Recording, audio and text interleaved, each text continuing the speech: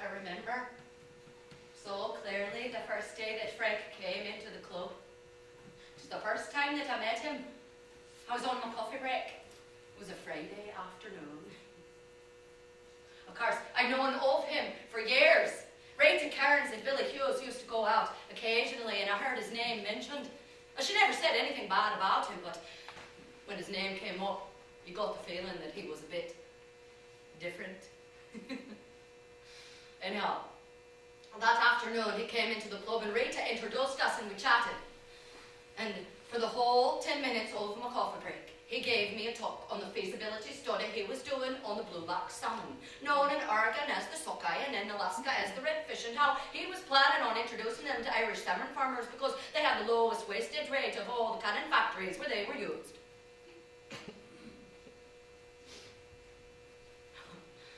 Anyhow, when he left, I said to Rita, that was the most enthusiastic man I've ever met in my life. Rita said in her laconic way, "Sweetie, who wants their enthusiasm focused on bluebacks, for God's sake?" 10 minutes after he left, the phone rang. Would I like to go out with him that evening? Maybe Saturday? Sunday? Maybe for a walk? A meal? A concert? Just a chat?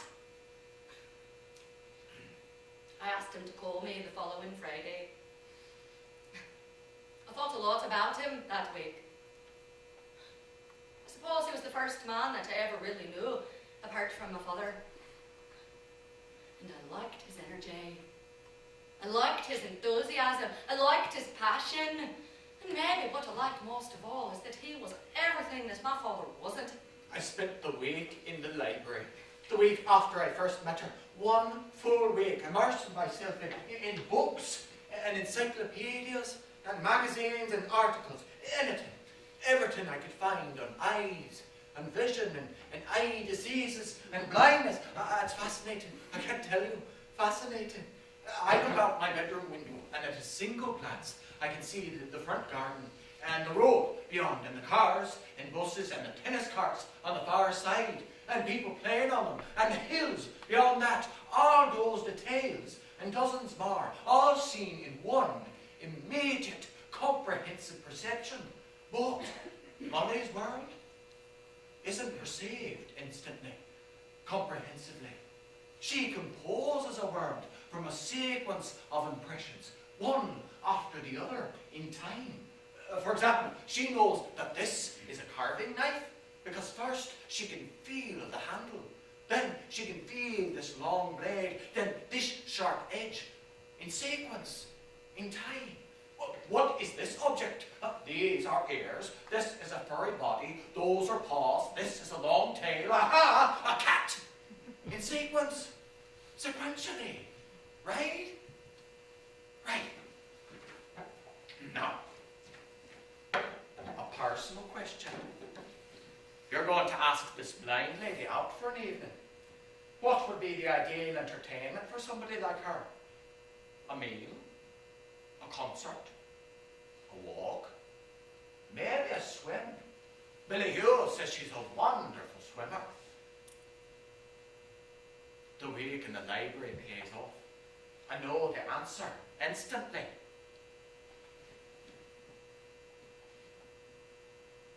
Dancing. Take her dancing.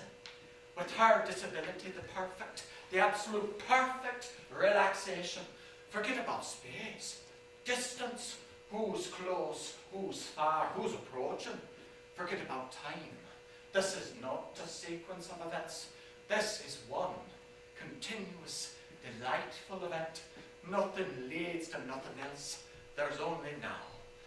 I am your eyes, your ears, your location, your sense of space. Trust me.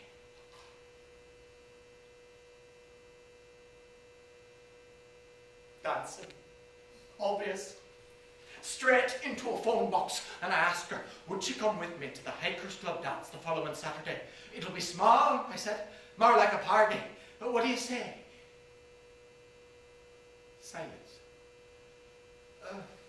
We'll ask Billy and Rita, and we'll make it a foursome, and we'll have our own table and our own fun. Not a word. Please, Molly? In my heart to hearts, I really didn't think she'd say yes. For God's sake, why should she? Middle-aged, no skill, no job, no prospect of a job. 2 rooms above Kelly's cake shop.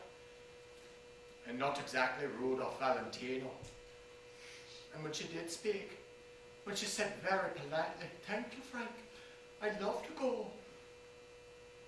Do you know what I said? "All right then, bloody brilliant!" but I vowed to myself in that phone box. I made a vow there and then that at the dance on Saturday night I wouldn't open the big mouth. They're enormous, for Christ's sake. I wouldn't open it once, all night, all week. Talking of Valentino, in point of fact, Valentino was no Adonis himself. Average height, average looks, mediocre talent, and if he wouldn't have died so young, in 1926 he was only 31, and in those mysterious circumstances that were never fully explained, he would never have become the cult figure the studios worked so hard. Anyhow. Rita, of course, was wonderful, as usual. She washed my hair, my bloody useless hair. I can do nothing with it. She concocted her own special shampoo, and she pulled it up here, away from my face, and held it in place with her mother's silver ornamental comb. She gave me her black shoes and her new woolen dress that she had just got for her brother's wedding. "There's something still not right," she said. "You still remind me of my Aunt Madge. Here, try these." And she whipped off her earrings and put them on me. "Now, that's better," she said. "Bloody lethal. Francis Constantine, you're a dead duck."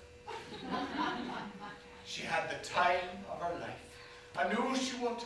We danced every dance, sang every song at the top of our voices, ate an enormous supper, even won a spot prize, a tin of shortbread, and a bottle of Albanian wine.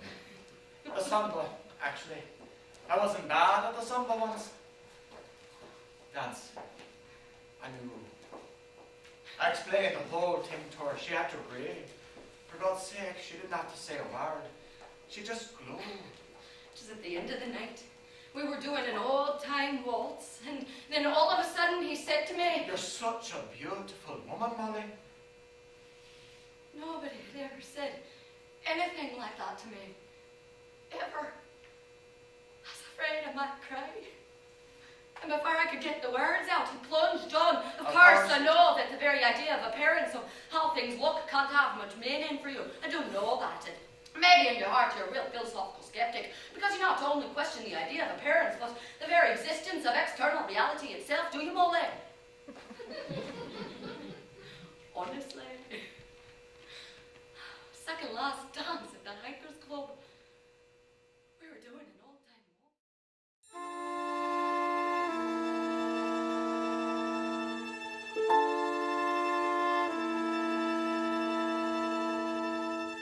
All alone I sat, the woman's body dead before me, and I realized I must drown it in the sea. I crept in my lab, drew the body in a basket, and set off to sea in the middle of the night. When no man could see, I dropped the basket like an anchor, watched it sink into the blackness, and prayed in that moment I might be free. I thought of love and family coming back to me.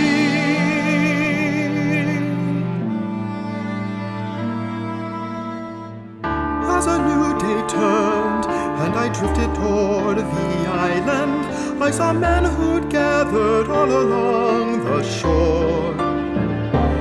Each man looked at me with suspicion and derision. I had landed there amidst a villain's act. To the magistrate I was taken under interest. It was suggested I might view the corpse at hand. I was led to it to try and judge my first reactions, and I could barely speak for the terror I beheld. There my best friend lay, his lifeless body stretched before me. I was so distraught that I fell onto my knees. As I cursed my fate, a burning fever bubbled in me, leaving me in bed a slave to fever dreams.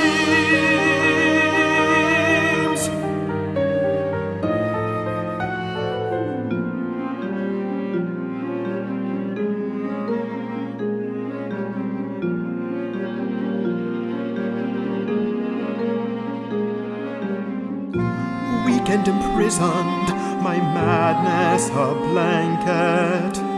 Locked in a cell, I pondered my fate with hate and derision, and offered no solace. No man could tell just how. Shoot. When I was a girl, I was just as pretty as she is. Oh, of course you were, honey. But if my father had ever caught me showing off in a window in front like that, he'd have tanned me with a razor strap because he was a God-fearing man. Listen, Miss Cindy, it's Ernie Higgins and his happiness voice. Hit it, Ernie! Oh, Lord, I love this music. Dance with me, Howard. Honey, I'm no good at dancing. Yeah, that's what you menfolk tell yourselves to get out of it. Dance with me, Millie. Come on. See some dance. I gotta leave. Yeah. Pretty Whoa. good. Now supposing Hal and I did that. Go ahead for all I care.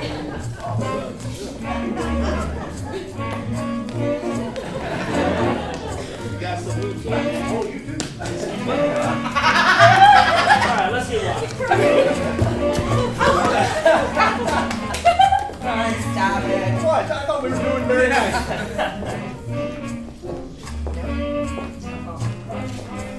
Hey, Millie, come dance with me. Well, I never dance with boys. Honest? I always gotta leave. Just relax. Do the steps out. Come on, try. Howard, clap and dance with me. Honey, you don't get any fun out of dancing with me. Am I too bad? Just a little practice. Oh, Lord, I love to dance. At school, they used to call me the dancing fool. I went dancing somewhere every night. I can't stay in the house while it's dancing. Now look, kid, I'm the man. You gotta do the steps I do. Okay. You're doing fine, Millie. I feel like Rita Hayworth. You're looking good, kid. One night, I went to a big Valentine party and I danced so hard I swooned. That's why they call me the dancing. Alright, kid, I'm gonna show you a new step. Look, I learned this one in LA.